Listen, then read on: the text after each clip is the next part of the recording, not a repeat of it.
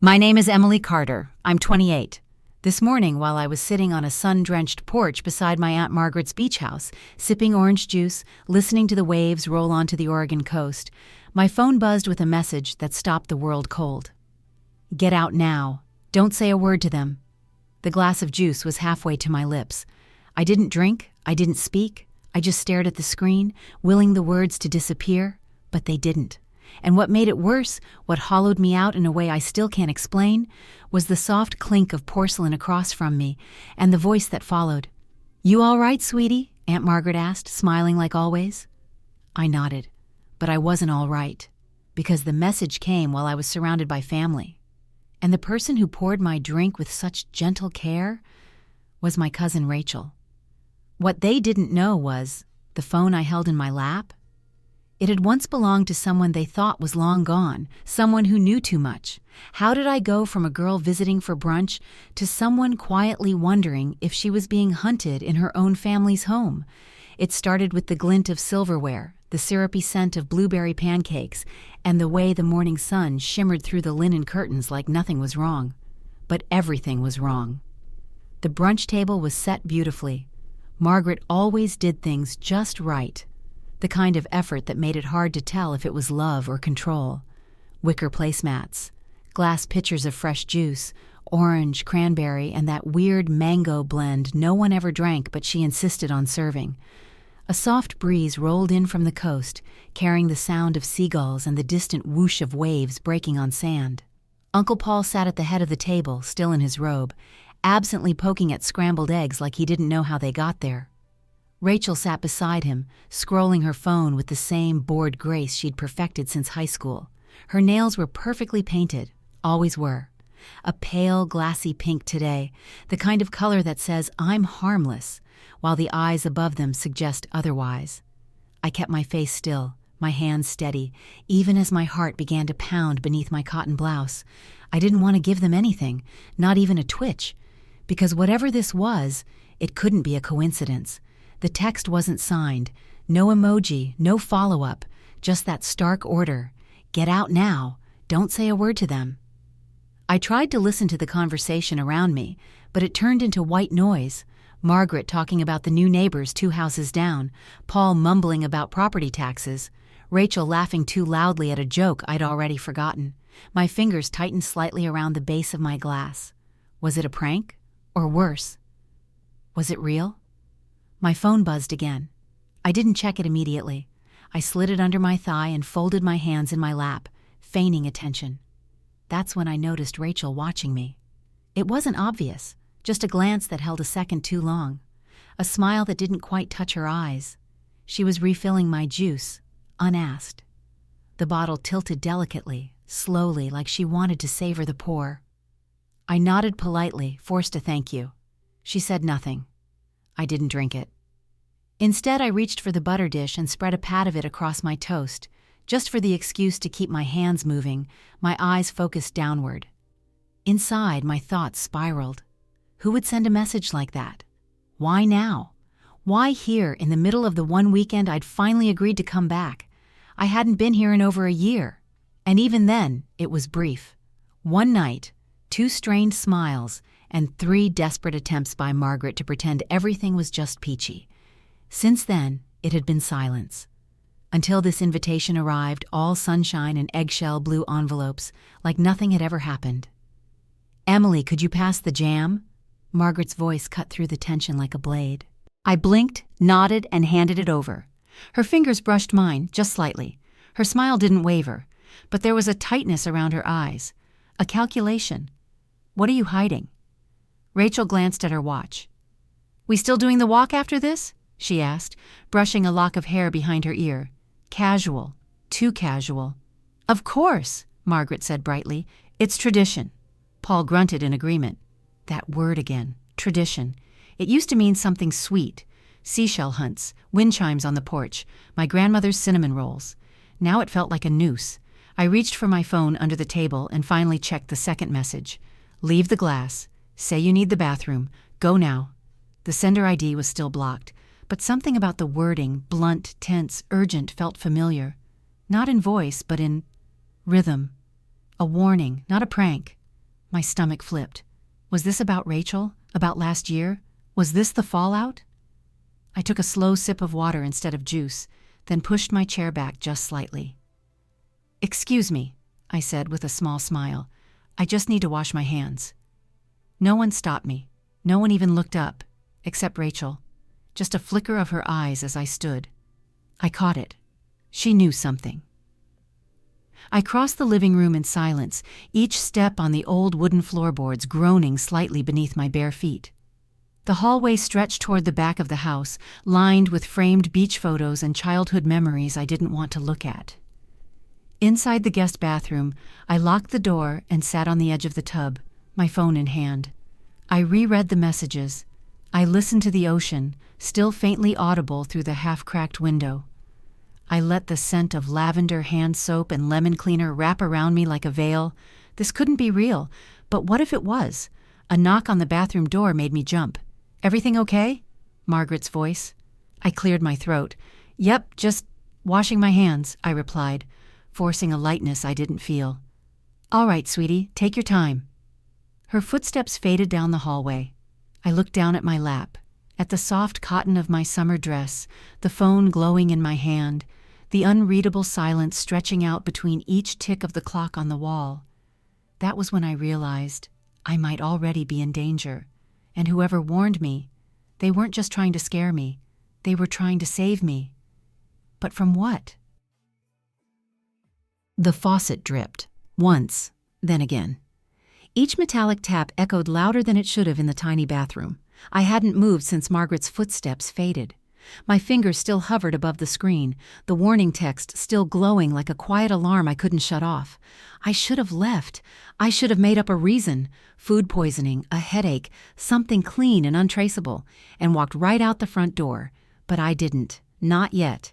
Because deep down I knew something else. If this was really what it felt like, something sinister hiding under familiar smiles, then walking away wouldn't protect me. It would only delay the inevitable. I splashed cold water on my face, watching a single drop roll down my chin before I dried it with the too fluffy, too perfect guest towel. The scent, lavender and mint, brought back a memory I hadn't thought of in years. The summer I was 15.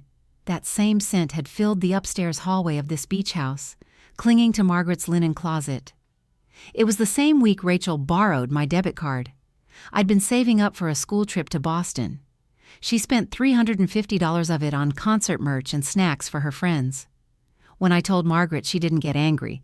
She just sighed and said, "She's younger, Em. She didn't know better. And you're responsible. Can't you just let it go?" So I did. That was the beginning of a very long pattern. I stepped back into the hallway, moving slowly, cautiously.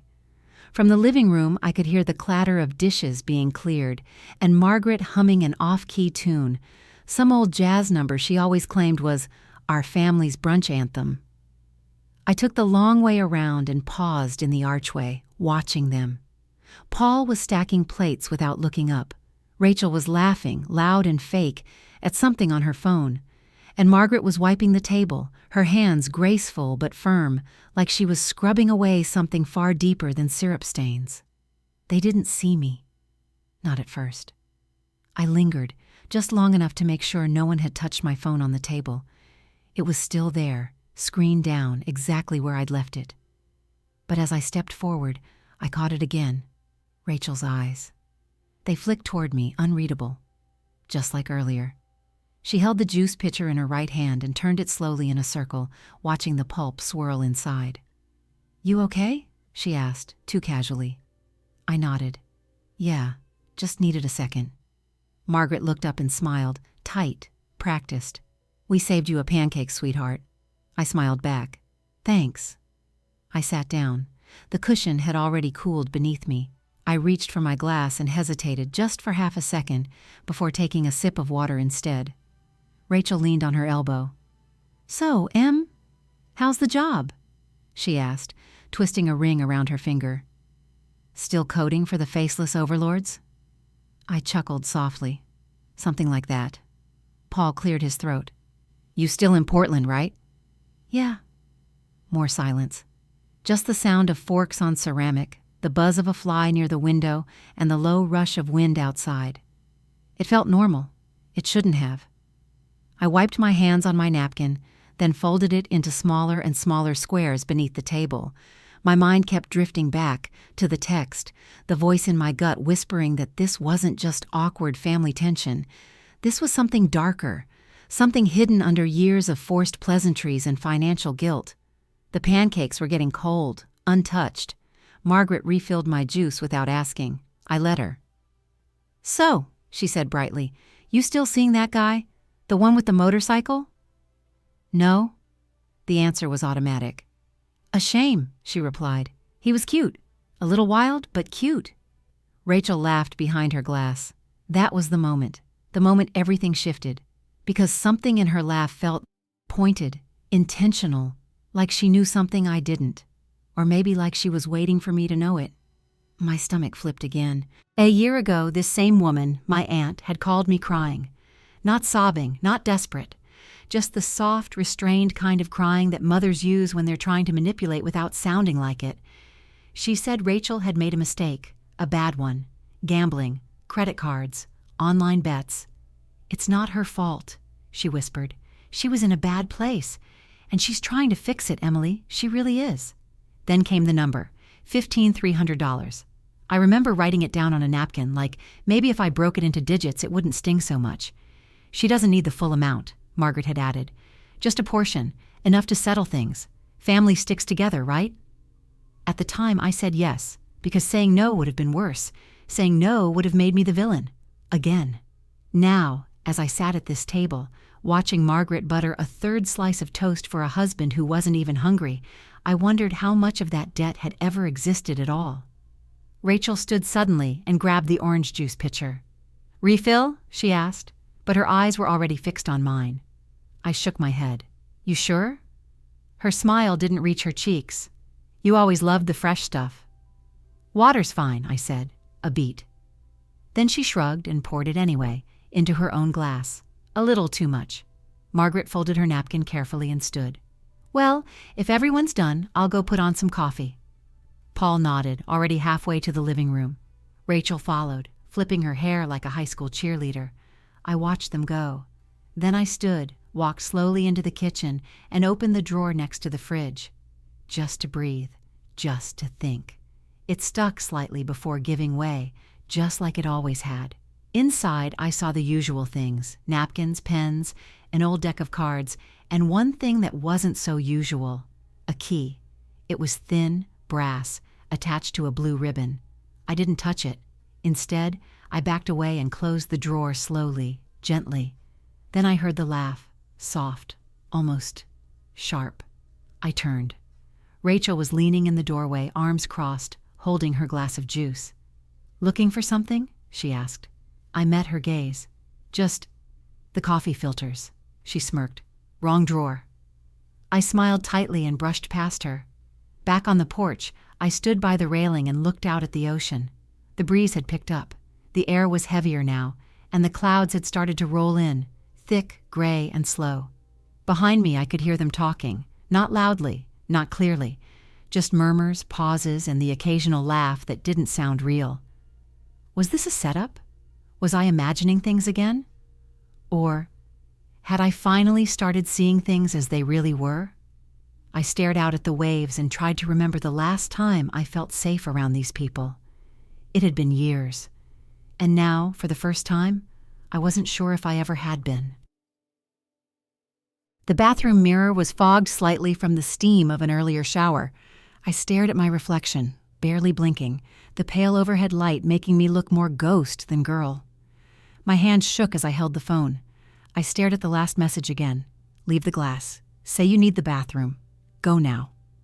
I locked the door behind me, slid down to sit on the cool tile floor and hit call. It rang once, twice, then, "Emily?" The voice was low, urgent, familiar in a way that made my spine tense. "Who is this?" My voice came out quiet, tighter than I meant, a beat of silence. "It's Daniel." I blinked. "Daniel? As in Rachel's Daniel?" "Yeah," he said, his voice hushed. "Listen, I don't have time to explain everything, but you need to leave, now, before you drink anything." I stood slowly, gripping the sink edge for balance. My knuckles whitened. "You sent those messages?" "Yes." "Why? Why now? Because they're planning something, he said.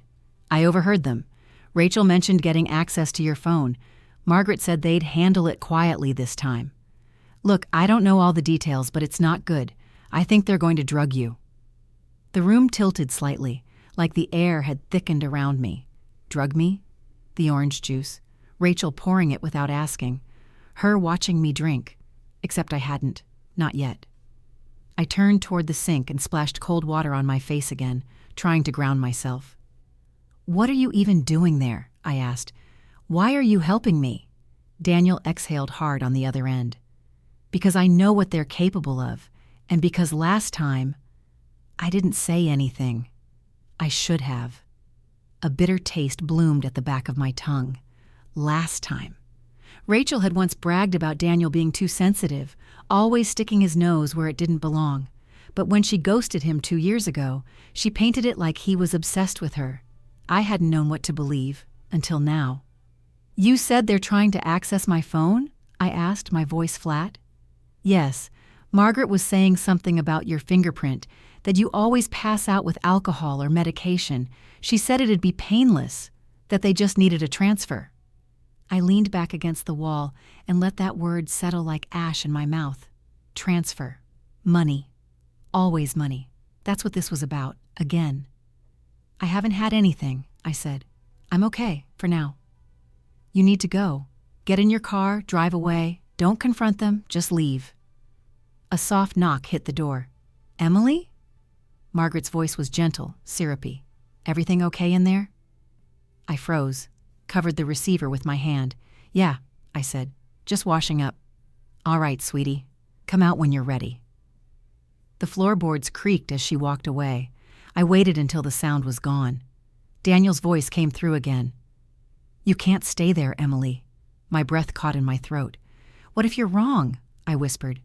I'm not, he said. They've done this before. Maybe not to you, but they know how to push people, use them. Rachel's done it with friends. Margaret, she plays innocent, but she's the one pulling the strings. My hand moved to my stomach instinctively. I felt a weight there now, not physical, but emotional, heavy and cold.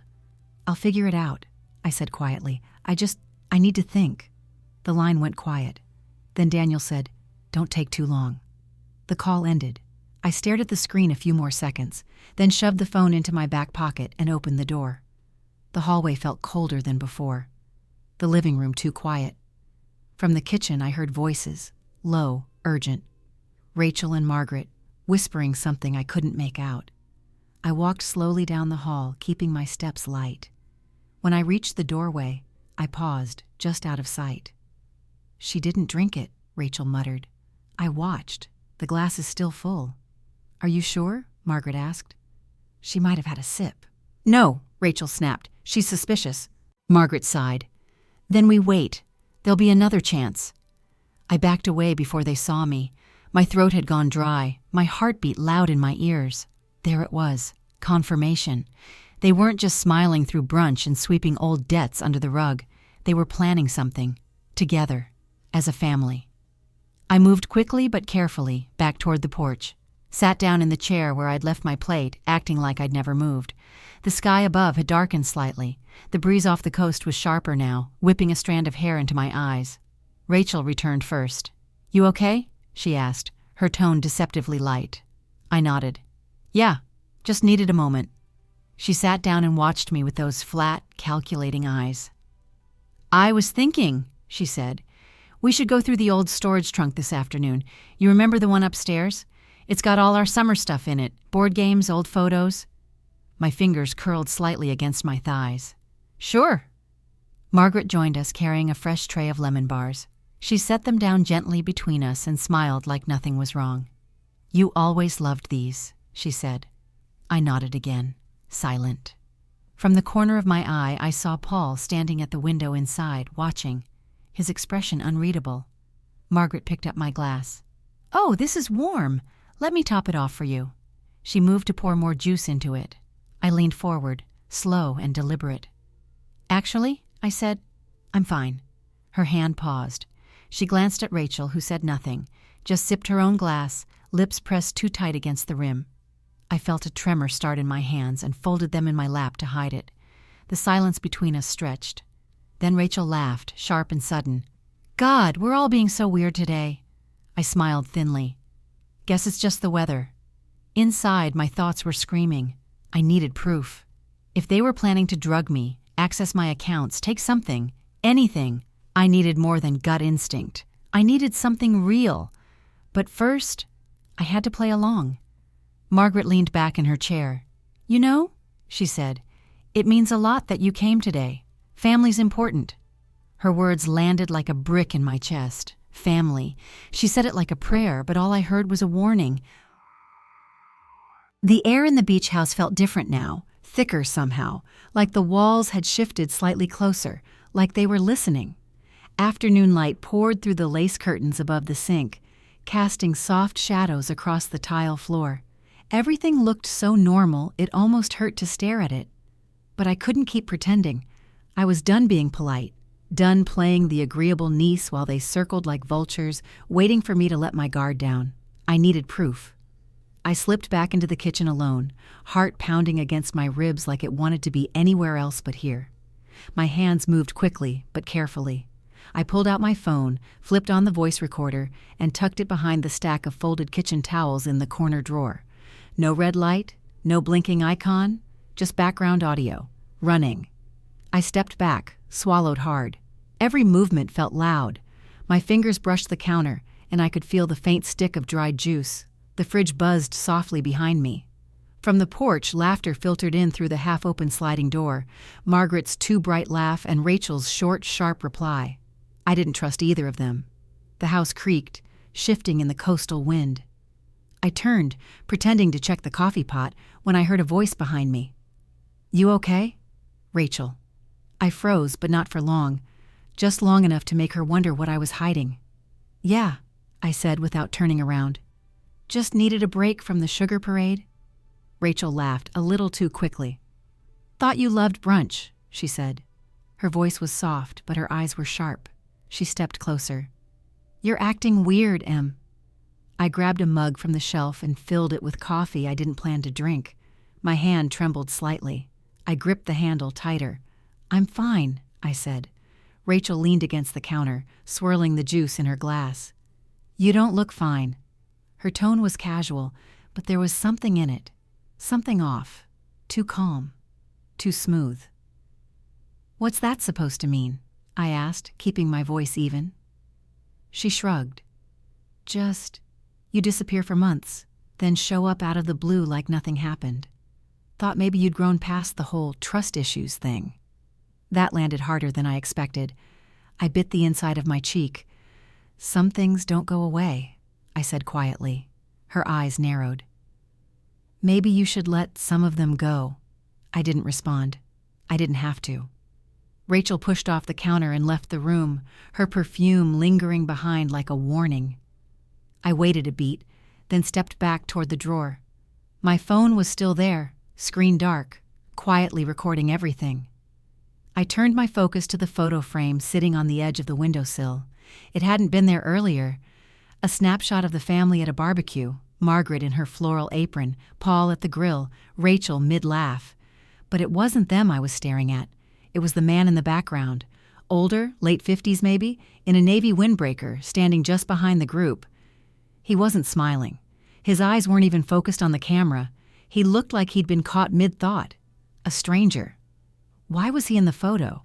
I'd never seen him before, and I'd seen every family photo in this house. I leaned in slightly, the edge of the frame cold against my fingertips. His face, it stirred something in my memory. Not recognition exactly, more like proximity. I'd seen him before, maybe once, but not here. I took a picture of the photo with my phone just in case. Footsteps creaked behind me again. This time it was Paul. He didn't say anything, just opened the fridge, grabbed a beer, and cracked it open with a sigh that felt rehearsed. He glanced at me. Our eyes met. His were bloodshot. You settling back in? He asked. Trying, I replied. He took a sip and stared out the window. Margaret's been wanting to fix this place up, sell it maybe. You know how she gets. Big plans, no budget. I stayed quiet. He looked at me again. You still in tech, right? I nodded. That's good money, he said, then added quickly, if you're smart with it. I smiled thinly. Depends who you ask. He didn't laugh, just walked off with his beer, muttering something I couldn't catch. The silence returned like a wave, and with it, the question I couldn't shake. Who was the man in that photo? I picked up the frame again, held it closer, and that's when I heard it. A soft click from upstairs, the attic door. It was subtle, but I knew the sound. Knew it because, as kids, Rachel and I used to sneak up there and dare each other to sleep next to the creepy dress form in the corner.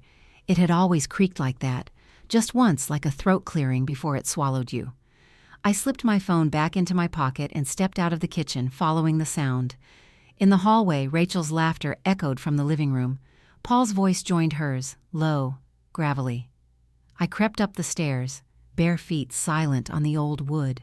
At the top, the attic door hung slightly ajar. A sliver of darkness bled into the hallway carpet. I reached for it slowly, one hand still in my pocket, feeling the cold edge of my phone. Not now, not yet. I backed away, carefully, quietly. I'd seen enough for one day, and I needed time to think. Back downstairs, I returned to the kitchen and poured the juice from my glass slowly into the sink, watching it swirl and vanish. The scent hit me. Sweet, sharp, citrusy, but something about it smelled wrong. I rinsed the glass, wiped it clean, and placed it back exactly where it had been. Then I stepped outside, past the porch, and let the sea air hit my face. I stood there a long moment, letting the wind tug at my dress, the taste of salt settling on my tongue. My heart was racing, but my breath stayed steady. They were planning something, and I wasn't going to wait around and let it happen. The sliding door opened behind me. Rachel again. She leaned against the doorframe, squinting into the light. You coming back in? I turned slightly, just enough to see her without giving her everything. In a minute. She studied me, her expression unreadable. Then she smiled. We missed you, you know. I said nothing, because if I opened my mouth, I wasn't sure what would come out. Instead, I reached for the phone in my pocket, unlocked it, and opened the voice memo app. Still recording, still running, still catching everything. I slipped it back in place, and then I whispered, so quiet only I could hear it. Let's see what you're really hiding. By late afternoon, the shadows on the porch stretched long and thin across the wooden floorboards, the golden sunlight diffused by salty mist rolling in from the coast. Everything looked almost too beautiful, like the house was putting on one last show before the storm hit.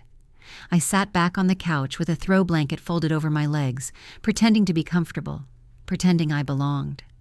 Rachel hovered near the windows, scrolling her phone, tapping her fingernails against the screen. Margaret moved through the kitchen like a wind-up doll, humming tunelessly while slicing lemon bars into perfect squares. Paul stood near the mantel, sipping from a glass of something amber-colored, his gaze fixed on a framed photo of the family from 10 years ago, the one where I still believed we were real. No one said anything for a while, just the tick of the clock and the faint squeal of the old refrigerator humming behind the wall. They were waiting. So was I.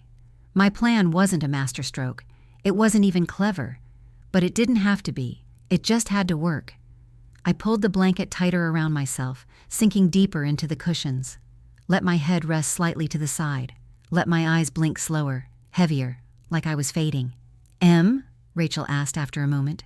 I didn't respond. Paul shifted behind me. "Is she asleep already?" "Could be," Rachel said. "She didn't look great earlier." I heard footsteps, then Margaret's voice, closer now, softer. "She's always been sensitive," she murmured. "She probably just needs rest." I forced my breathing to slow, even shallow.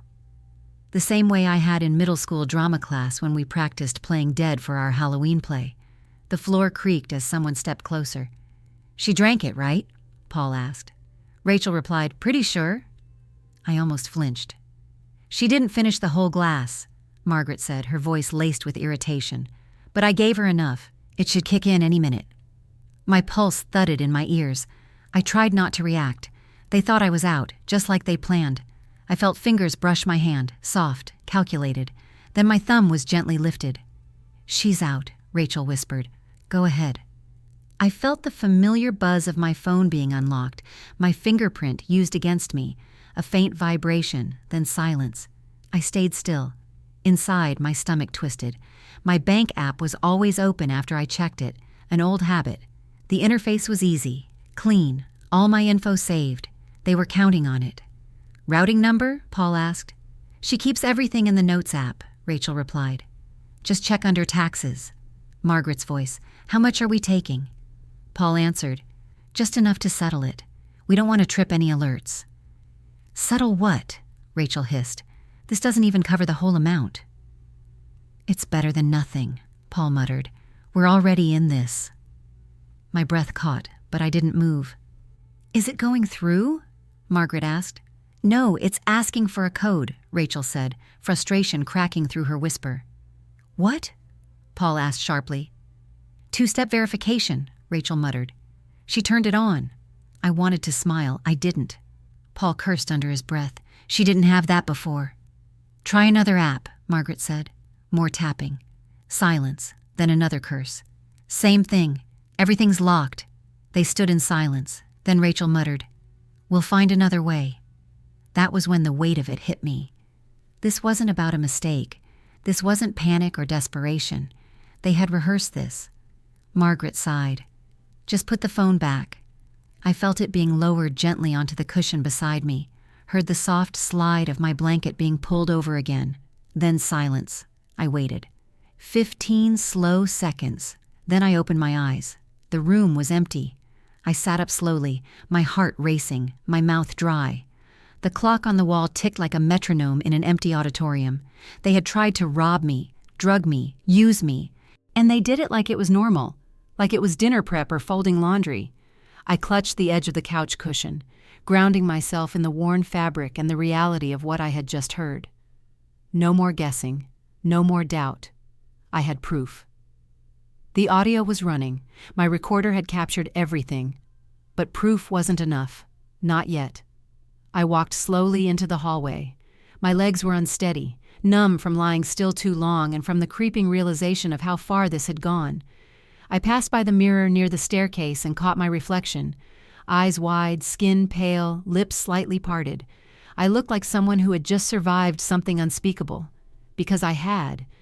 I stepped into the kitchen. Margaret stood at the sink, humming again. Rachel leaned against the island, flicking through a magazine. Paul sat at the table, staring blankly at the back door, like he was waiting for someone else to handle the cleanup. I stood in the doorway just long enough for them to see me. Margaret turned, startled. "Oh, you're up already?" I tilted my head. "Yeah, must have just dozed off for a minute." Rachel blinked. Paul didn't look at me. The tension cracked like ice underfoot. Margaret smiled again, too wide, too fast. "We were just about to bring you a blanket." I nodded slowly. "I think I need some air," I said, reaching for my phone like it was just a habit. "Mind if I step out for a walk?" "Of course," Margaret chirped. "Take your time, sweetheart." Rachel's eyes followed me like a hawk. I stepped outside, letting the screen door creak behind me, the salty air cutting through the stale taste still lingering in my mouth. I walked halfway down the path toward the cliffside, then paused behind the tall hedges near the back garden. I tapped my phone, stopped the recording, saved it to the cloud. Immediately. Then I pressed play. Their voices came through clear as glass. "She drank it, right?" "Pretty sure." "Just check under taxes. It's better than nothing." I listened to it all. Every word, every whisper, every betrayal. Then I stared out at the ocean, arms folded against the wind, and tried to decide what to do next. Because if they had gone this far once, they'd try again. And this time I'd be ready. The stairs to the attic groaned under my weight, each step punctuated by the faint creak of old wood and the hush of distant ocean wind pressing against the window panes. The rest of the house was still, swallowed by post-dinner silence. Somewhere downstairs, Margaret was running the dishwasher, and I could hear the low murmur of Paul's voice through a TV commercial. Rachel hadn't said a word since the failed transfer. They thought I was asleep again, or maybe they were just tired of pretending. I tightened the drawstring on my hoodie and gripped the railing, forcing myself to keep moving. The hallway was dark except for a sliver of moonlight spilling through the crack in the attic door. I pushed it open slowly, letting the soft whine of the hinges announce my presence. Dust swirled in the beam of my phone flashlight. The attic was exactly how I remembered it: musty, cramped, crowded with forgotten furniture and cardboard boxes stacked like crooked tombstones. It smelled like cedar, mothballs, and thyme. Somewhere in the corner, the dress form still stood with its headless silhouette, draped in an old shawl that fluttered when I walked past. I didn't know what I was looking for, only that I had to look. Something in this house, somewhere in all the quiet and manipulation and carefully measured smiles, held the key to why they were doing this. Not just Rachel's debts, not just greed, something deeper. The old dresser near the window caught my eye, the one Margaret always said was for storage, but never let anyone near. I knelt in front of it and tugged at the middle drawer. Locked, of course. My fingers hesitated over the brass handle, and then I remembered that blue ribbon key, back in the kitchen drawer. I stood, heart thudding, and ran quietly back down the stairs, silent as I could on bare feet, my pulse racing in rhythm with the creaks beneath me. In the kitchen, the overhead light cast long shadows across the counters. I didn't hear anyone nearby. I opened the drawer slowly, feeling my breath catch when I saw it, tucked beneath a stack of postcards and expired coupons, a small, thin key with a faded blue ribbon still tied in a delicate knot. I returned to the attic with every step echoing louder in my ears than it should have. This time, the key slid into the lock perfectly. The drawer opened with a soft click. Inside was a folder, worn, cream-colored, tied with a piece of red twine. Beneath it, loose papers, yellowed envelopes, and a stack of legal documents. I pulled out the folder and sat cross-legged on the floor, flashlight braced between my shoulder and cheek, fingers trembling as I untied the knot. The first page was a letter, handwritten, slanted cursive, Margaret's handwriting. I scanned it quickly. Debt, foreclosure, estate, lines that didn't make sense until I read them twice. "We can't afford to lose the house. The only way is to consolidate. Rachel's credit is already destroyed. We'll ask Emily. She's done well. She always helps. If she won't agree, we'll do it another way." I stared at those last words for what felt like an hour. Another way. The letter had no date, no signature, just Margaret's voice on the page, calm, resolved. Like this had always been the plan. My chest tightened. A mix of rage and grief burned low and steady beneath my ribs. This house wasn't just a setting. It was leverage, a weapon, the symbol of a family they couldn't keep unless they sacrificed someone else to hold it together. Me.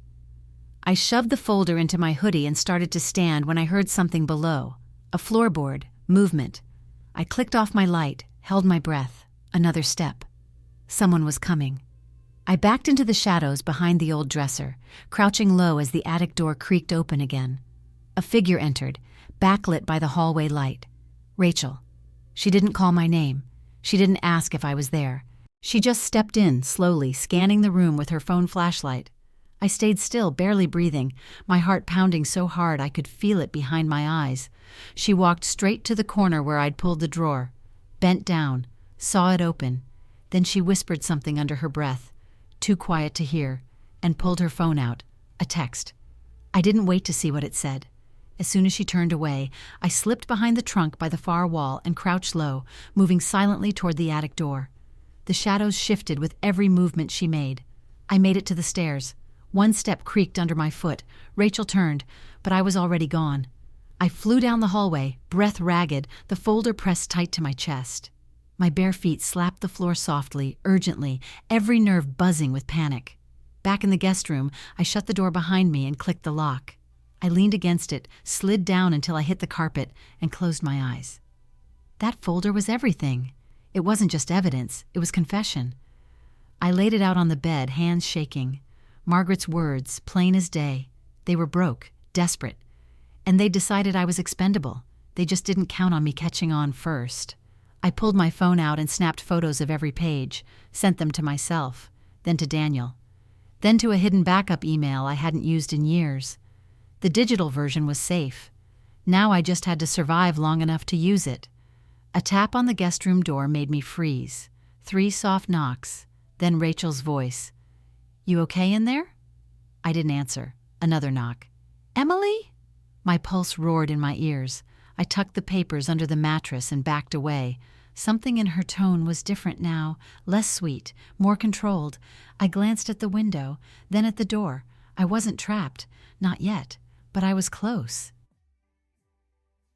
I didn't answer the knock. Rachel's voice outside the guest room door was too calm, too rehearsed, like she already knew what I was going to say. And maybe she did. I backed away from the door, every breath measured. The documents were hidden under the mattress, the photos saved and sent, but that didn't stop the unease clawing its way through me.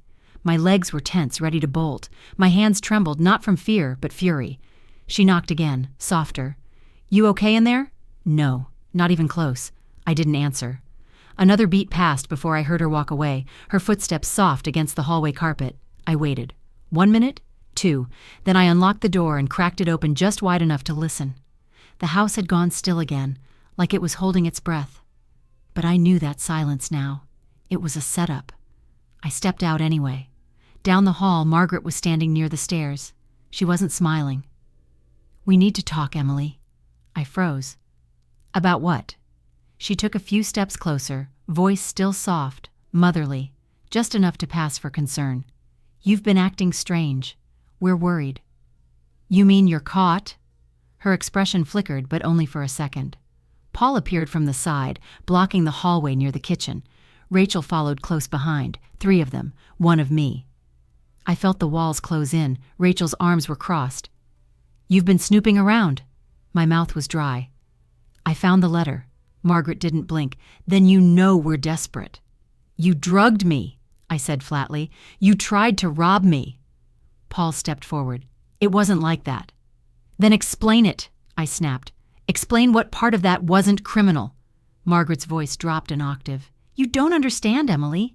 We had no choice." "There's always a choice." Rachel's smile was thin, almost a smirk. "You always think you're better than us." "No," I said. "I just stopped letting you use me." She stepped closer, her voice tight. "You owe us. You wouldn't have half of what you do if we hadn't helped you." I laughed, sharp, bitter. "Helped me? You mean all those times I covered your rent, your tuition, your credit card bills?" Paul tried to calm the air, raising a hand. "Let's not turn this into a fight." But it already was. My hand was clenched around my phone in my pocket, the audio file safe, the documents tucked just inches from where I stood. I could see it in their eyes now. The desperation had curdled into something more dangerous, cornered logic, irrational denial. They didn't want to talk. They wanted control back. Rachel stepped into my space. "Hand over your phone." "No." Her eyes flared. "Now." I didn't move. She reached for me and I jerked back. She grabbed my arm, her nails digging in. "Give it to me!" My other hand shot out and shoved her backward. She stumbled, caught herself against the wall, glaring. "You want to go through my phone?" I said, breathing hard. "You want to erase the proof? It's too late. I already sent it." Margaret's voice cracked. "To who?" "Someone who's not afraid of you," I said. Paul stepped closer. "Emily, let's just sit down." "Don't," I warned. "I'm done being cornered." Rachel lunged again, but I dodged her, slipping past and down the hallway, heartbeat thudding like a drum in my chest. I didn't have a plan, but I knew I needed distance, space to think, to run if I had to. Behind me, I heard footsteps scrambling. I turned the corner toward the front of the house and stopped. Paul was there, standing in front of the front door, arms folded. "We're not done with you yet." My throat tightened, my exit blocked. I scanned the room, the windows, the back hallway, the kitchen door. Every escape route led through them. Rachel's voice floated in from behind me, sugar-coated with venom. "You should have just helped, Em. Would have saved us all a lot of trouble." I stepped backward, slow and careful, toward the stairs. "I'm warning you," I said. "Stay away from me!" Margaret's voice turned brittle. "We didn't want this." "But you chose it," I whispered. They didn't follow as I backed up the steps. Not yet. Maybe they thought I'd calm down, surrender, retreat into guilt like I always used to. They didn't realize that version of me was gone. Upstairs, I locked myself in the guest room and shoved a chair under the doorknob. My hands were shaking again, but I didn't cry. Instead, I moved to the window, pulled back the curtain. 1 story down, maybe 12 feet, grass below, some rocks, but nothing life-threatening. If I had to jump, I could. I turned off the lights, sat on the floor in the corner, back against the wall, phone pressed to my chest like a shield. They couldn't fake kindness anymore. They couldn't twist loyalty into debt. I wasn't going to be the quiet one, the helper, the fixer. Not this time. A soft knock came at the door. Then Margaret's voice, eerily gentle. "Come out, sweetheart, let's talk." No, I stayed quiet. Not because I was afraid, but because I was finally ready to fight. I didn't move, not when Margaret's voice softened behind the door, not when the knob jiggled gently like she was testing the lock. I sat motionless on the carpeted floor, knees to my chest, one hand still curled around my phone like a lifeline. She knocked again, just once this time. "I'm going to make tea," she said, like we were still playing house. "Let's talk, Emily. No more drama." I didn't answer. She waited another second, then silence. I stayed put for 5 long minutes after she left, counted out every breath, every beat of my heart. Then I got up. I pulled the documents from under the mattress and folded them carefully into the lining of my tote bag. I grabbed my laptop, my charger, and shoved them in too. My hands worked fast, but my thoughts raced faster. I didn't have a perfect plan, but I had what mattered: evidence and time, and that window. The wind had picked up outside. I pulled the curtains back and unlatched the frame. It opened with a soft groan. The grass below was still damp from last night's coastal fog. I gauged the height again, 12 feet maybe. No jagged rocks in sight. It was my exit, but not yet. I glanced at the clock. 6:18 p.m. The sun was starting to slip behind the pines that bordered the property. If I timed it right, I could slip away in the dusk without them noticing. But first, I needed to secure everything. I opened my phone and uploaded the recordings, both the audio from the living room and the one from the attic confrontation. Each file went to 2 encrypted backups in Daniel's inbox. Then I dialed. It rang once, then again. Then, "Hello?" Daniel's voice was cautious, alert. "It's me," I whispered. "They cornered me. Tried to take my phone. I got away, but I don't know how much time I have." His breath hitched. "You okay? Where are you now?" "In the guest room. Doors locked." "You need to get out. Do you want me to call the police?" I paused. "Not yet. Emily, I sent you the files. Check your email. The one labeled estate letter. That's the smoking gun. You forward it to the police, you'll break the whole thing open." "I'm on it," he said, "but you can't stay there. You need to leave, tonight." "I know." A pause stretched between us. Then he asked quietly, "Are you scared?" I swallowed hard. "More than I want to admit." "I'll stay on the line," he said. "Just keep the phone on." "No. If they hear it, if they know, I don't want them destroying anything else." Another pause. Then, "Okay, just be careful." I ended the call, slipped the phone into my back pocket and took a breath. Now or never. I braced myself, grabbed my bag, and slid the window up the rest of the way. A gust of wind slapped my face as I swung one leg over the sill. The wood was cold under my hands, the frame just wide enough to fit through if I angled my shoulder. I climbed out, dropped. The landing hit hard, my ankle rolling slightly on the damp grass. I hissed in pain but kept moving, limping low across the yard, sticking to the hedge line until I reached the far corner where the fence dipped. I ducked behind it. From here I could see the house glowing warmly in the twilight. It looked peaceful, serene, like nothing inside was rotting. But it was. I pulled out my phone again and opened the 911 app, just in case. Then I made my way toward the carport, keeping to the shadows. Paul's car was gone, probably on another errand for Margaret. Good. The fewer variables, the better. Rachel's SUV sat in the driveway, parked crooked. I slid alongside my own car and unlocked it with a whisper of a beep, slipping inside and shutting the door as quietly as I could. I dropped the bag onto the passenger seat, shoved the key into the ignition, and stopped. Something in the mirror. Movement. A shadow in the rear view. I turned slowly. Rachel. She was standing behind the car, arms crossed, like she'd been waiting. I hadn't heard her. Hadn't seen her. Her eyes were wide, too wide. Not angry, not surprised, prepared. I opened the door. She didn't move. "You're leaving," she said flatly. "I am. Where's the letter?" My blood chilled. She knew, or at least she suspected. "I don't know what you're talking about." She stepped forward, her voice still too calm. "Give it to me, Em. This doesn't have to be messy." "You already made it messy." Her jaw twitched. "They're going to lose everything." "Because of what you did," I snapped. "Because you couldn't stop lying." "We were trying to fix it." I stood straighter. "No, you were trying to fix it with my name, my money, my trust." Silence. Then she said it, quiet and hollow. "Do you think you're going to save yourself by calling the cops? You think they'll believe you?" "I don't need them to believe me," I said, opening the door wider. "I have proof." Rachel's eyes darted to the passenger seat, to the bag. Her body shifted. I didn't wait. I jumped in and slammed the door shut, locked it in one motion, and turned the ignition. She pounded her palm against the window. "Emily!"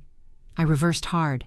Tires screeched against the gravel as I spun out of the driveway and onto the coastal road, the forest swallowing me in dusk. My heart raced like a war drum. My hands clutched the wheel too tight. I didn't look back. Not yet. 10 minutes later, I pulled into the town's only gas station. Parked in the back lot, out of view. I opened my phone. One missed call. Margaret. 3 messages. Paul, then a new one. Unknown number. "You made a mistake." I stared at the message on my phone for a long time. "You made a mistake." No name, no punctuation, just those 4 words hanging there like a loaded threat. The parking lot around me buzzed with quiet life. Distant murmurs from inside the gas station, the low whir of the ice machine, the gentle hum of overhead lights flickering against the night. But all of it faded under the weight of those words. I hadn't blocked their numbers yet. A part of me had wanted to believe they might reach out with regret, that maybe, just maybe, they'd wake up to what they'd done. Instead, I got threats. I locked the screen and dropped the phone into the center console. It was 7:42 p.m., and I was parked under a broken security light at a back corner of Miller's Gas & Go, the same one Rachel and I used to walk to when we were 13 and bored and thought slushies could fix everything. We'd talk about boys and lie about grades and dare each other to steal lip gloss from the pharmacy across the street. And now she was pounding on my window while I escaped with a bag full of evidence that could destroy her entire family. I gripped the steering wheel tighter. The past had a funny way of circling back just when you thought you'd buried it. I started the car and pulled away slowly, watching the station shrink in my rear view. The night swallowed the road ahead in soft, syrupy black. Just 2 yellow lines and the rhythmic thump of my tires over seams in the pavement. I drove straight to my apartment in Portland. 2 hours of silence, lit only by passing headlights and the quiet pulse of my own thoughts. They weren't done. I knew that now. I parked under the flickering garage light and scanned the lot twice before unlocking my door. Inside, the apartment felt colder than I remembered, still and hollow, like it had forgotten I existed. I locked the deadbolt, then double-checked it, pulled the curtains shut, checked the windows, every room. I didn't unpack, didn't sit down. I went straight to my desk, turned on my laptop, and opened the files. The audio was clean. Margaret's voice calm and calculated. Rachel, sharper. Paul, quiet but complicit. It was all there, but it wasn't enough just to have it. I needed to know what came next. I needed to be ready, because they weren't finished. I could feel it like static under my skin. I barely slept. The next morning, I woke to the sound of gravel crunching outside my window. My pulse jumped before my mind caught up. It was just my neighbor's car, just a Monday. Except it wasn't. Because when I stepped outside 2 hours later, keys in hand, I stopped cold. My front tire was slashed. Not flat, not leaking, slashed. A clean, deep knife wound right through the sidewall. I backed away from the car like it might explode. Then I saw it. A folded note tucked under the windshield wiper. No envelope. Just a single slip of paper. White. Crinkled at the edges. "Back off!" I didn't breathe for a full 5 seconds. I looked around the lot. It was empty except for a pickup down the lane and a guy walking his dog near the complex entrance. No one was watching. At least not openly. I took the note and crumpled it in my fist, went straight back upstairs, locked the door behind me. This wasn't panic anymore. This was calculated, escalated. I pulled out my phone and called Daniel. He answered on the first ring. "Emily?" "They were here," I said, "outside my apartment." "What happened?" "My tires slashed, and they left a note." Silence. "Do you think they followed you?" "I don't know, maybe, but they're not scared. They want me to know they're watching." "I'm calling someone," he said. "A friend, she works in private security. She'll know what to do." I didn't argue. Then I hung up and did the thing I'd been avoiding. I dialed the non-emergency police line, filed a vandalism report, said it might be tied to a family dispute. The officer was polite, non-committal. They'd send someone when available, whatever that meant. I hung up and leaned against the counter, staring at nothing. The walls felt smaller now, tighter, like even my own space wasn't mine anymore. My mind drifted to that letter in the attic. Margaret's words still burned in my memory. "If she won't agree, we'll do it another way." Well, this was another way. I thought about leaving, disappearing, driving until the coast gave way to desert or forest or somewhere that didn't carry my last name like a target. But I didn't, because I wasn't going to run anymore. Not from them, not from this. Instead, I sat down at the table, opened my laptop, and began writing the full statement, for the police, for the bank, for whoever needed it next.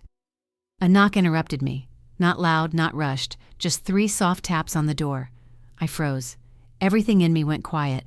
I stood slowly, moved to the peephole, but the hallway was empty. I waited a beat, then opened the door and looked down. Another envelope, thicker this time. No note, no name. Just my address scribbled in shaky handwriting. I picked it up, hands trembling. Inside, photos. Of me. Taken from a distance. One at the gas station. Another outside my apartment. One of me through the window. And a final one. Of me asleep in the guest room. I dropped the envelope, staggered backward. My throat tightened. They'd been closer than I thought. Watching, waiting, inside my space. And now they wanted me to know it? I didn't sleep that night. The photos sat on my kitchen table like ghosts, grainy images of me in public, through windows, while I was sleeping. Violations so sharp they made my skin crawl. Someone had been inside my apartment. That fact looped through my head until it hollowed out my ribs. Every creak of the floorboard, every passing car light through the blinds felt like another presence I couldn't see. Just before sunrise, I called Daniel again. "I can't stay here," I whispered. "I know," he said. "I've been making calls. Someone's coming by this morning. She's not a cop. She's a private investigator. Used to work with my firm. You'll like her." "I don't need someone I'll like," I said. "I need someone who won't blink when I say my family drugged me and tried to rob me." He paused. "She won't blink." I believed him. By 9 a.m., my eyes were raw, and my hands were trembling from too much coffee and not enough rest. I kept pacing from the window to the door and back again, checking every corner, every lock. My shoulders ached from holding tension like armor. At 9:23, the knock came. 2 short taps, then 1 longer, just like Daniel said. I opened the door slowly. She was tall, late 40s maybe, with dark jeans and a windbreaker zipped to her neck. Her hair was pulled back into a braid, and her eyes were the kind you couldn't lie to. Cool, analytical, but not unkind. "Emily?" she asked. I nodded.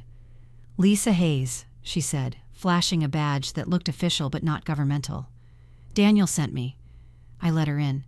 She scanned the room in seconds, sofa, windows, the envelope of photos still lying open on the table. She didn't flinch. "You said someone left these?" she asked. I nodded. "Last night, after knocking."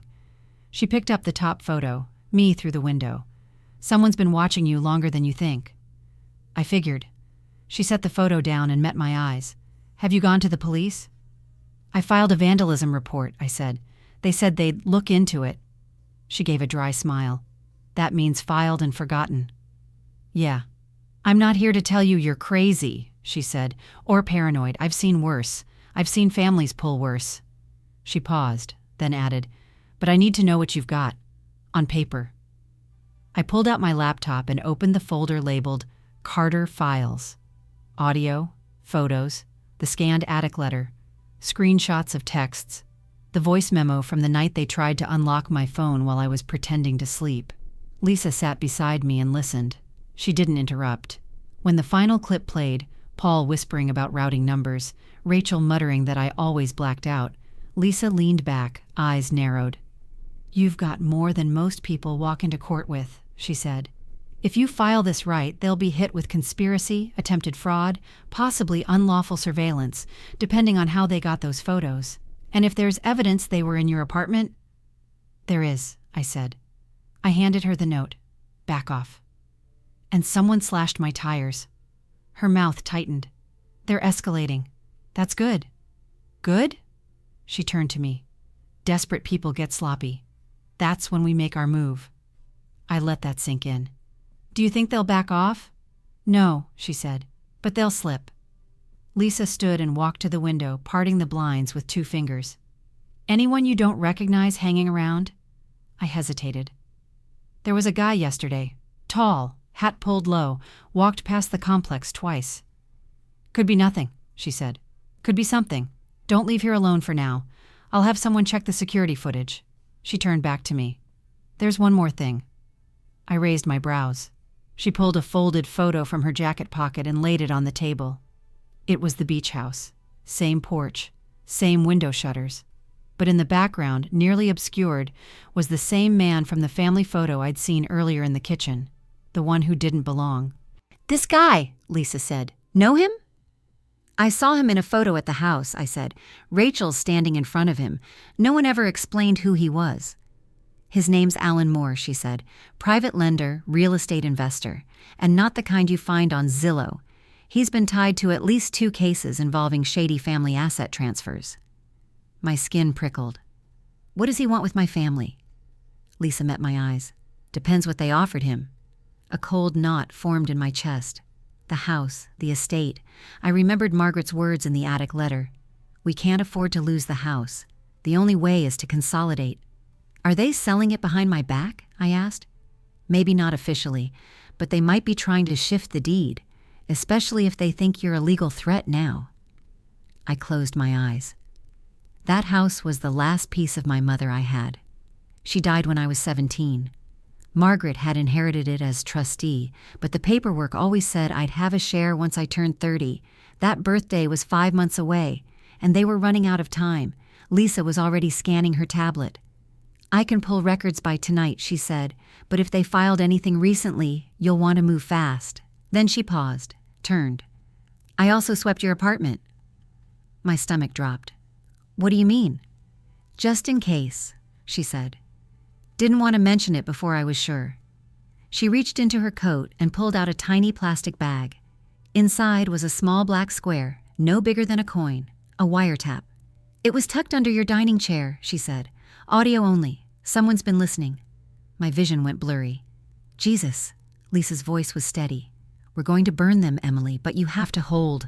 I nodded, throat tight, and then another knock at the door. We froze. Lisa raised a hand for silence. 3 knocks, then a voice. "Paul, Emily, please, I just want to talk."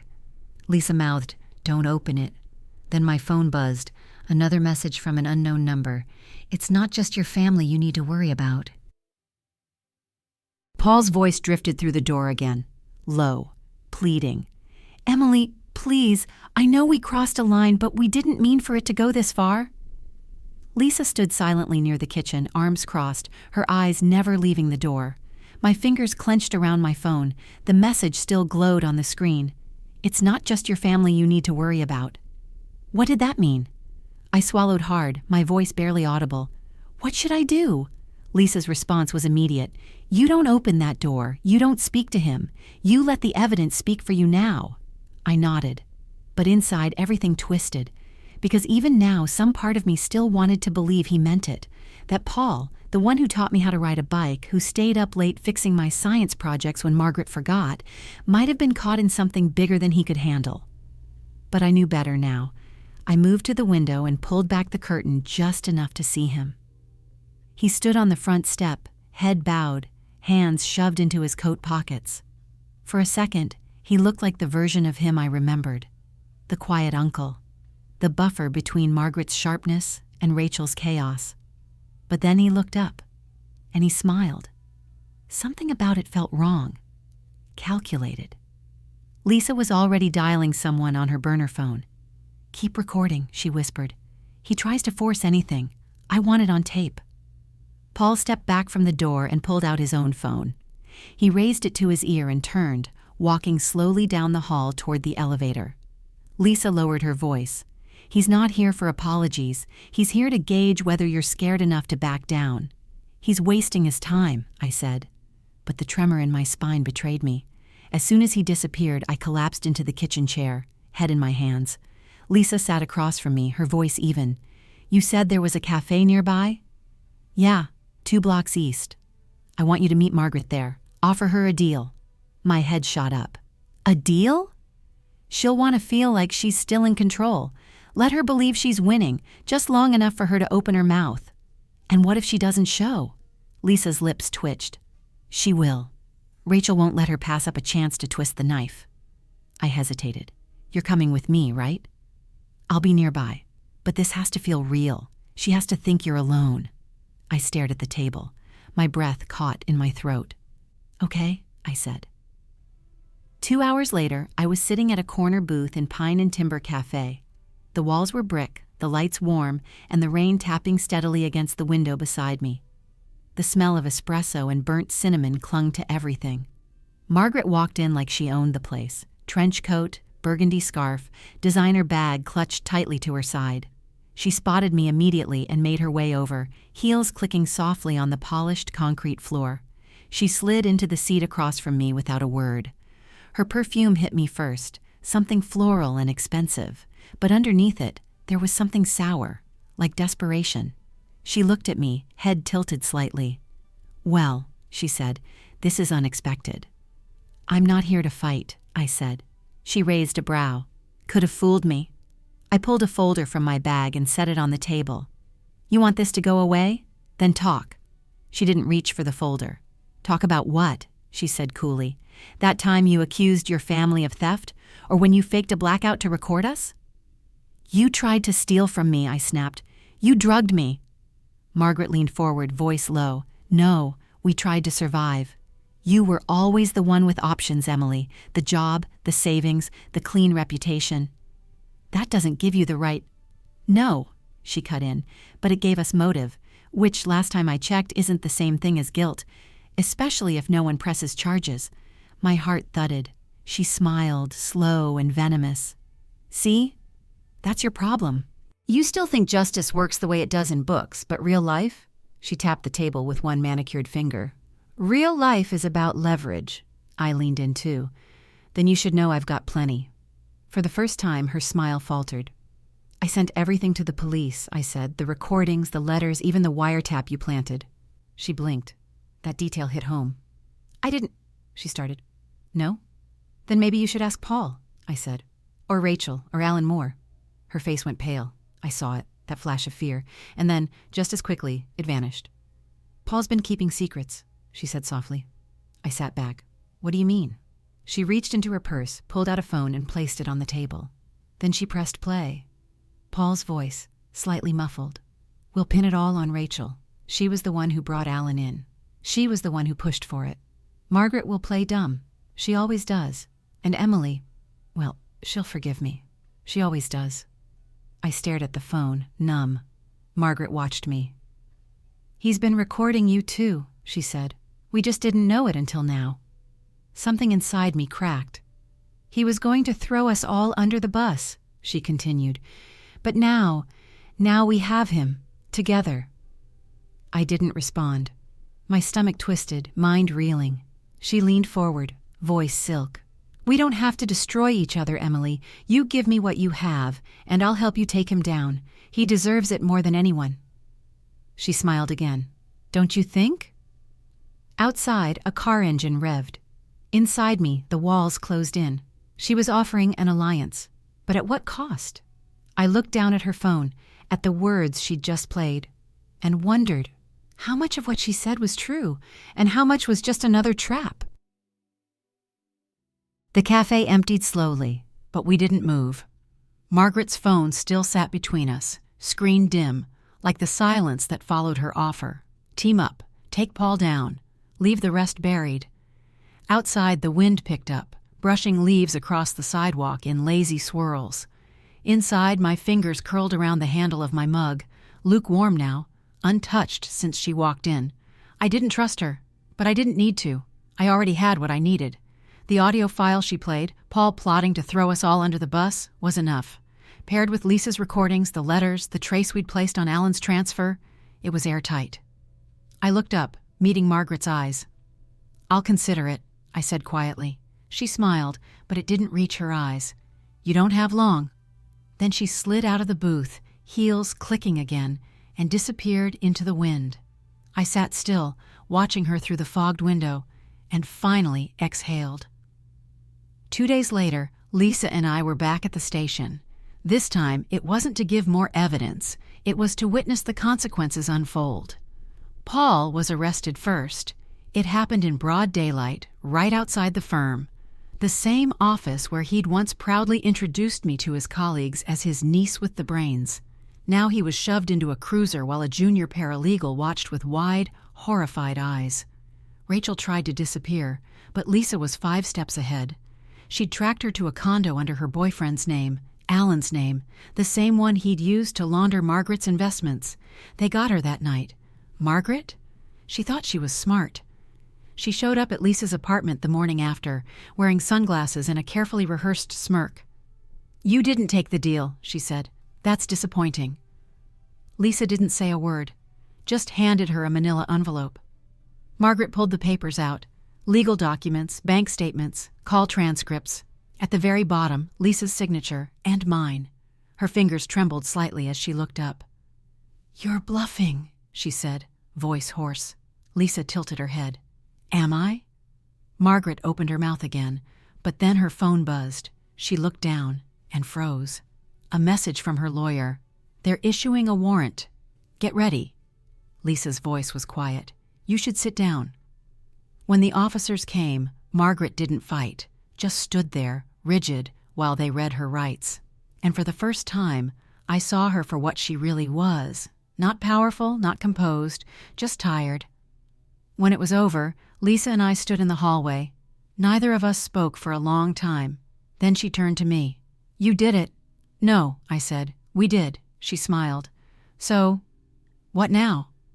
I looked past her toward the exit, where late sunlight was stretching across the floor in long amber stripes. "Now I start over," I whispered. A week later, I visited the house, the one they'd all fought over, the one filled with echoes of betrayal and buried truths. It was empty now. Dust gathered in the corners, and the living room smelled faintly of lemon polish and something older, like dried-up secrets. I walked through slowly, past the dining room table where Margaret had once sneered at my career, past the hallway where Paul and I used to line up for birthday photos, past Rachel's old room still littered with traces of her fake innocence. I didn't take anything. Not the art, not the jewelry, not even the heirloom Margaret claimed was priceless.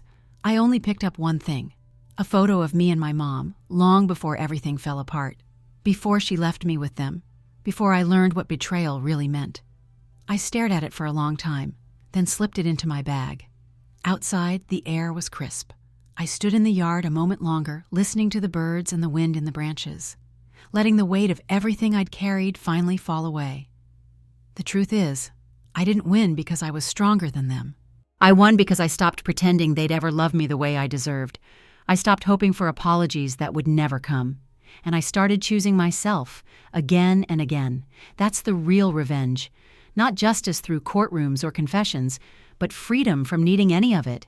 Sometimes healing means walking away and not looking back. Thank you for watching this story to the end. If you felt something, anger, hope, satisfaction, hit like, comment your thoughts, and subscribe for more dark family thrillers like this. And don't forget to share this story with someone who needs to see what surviving betrayal really looks like.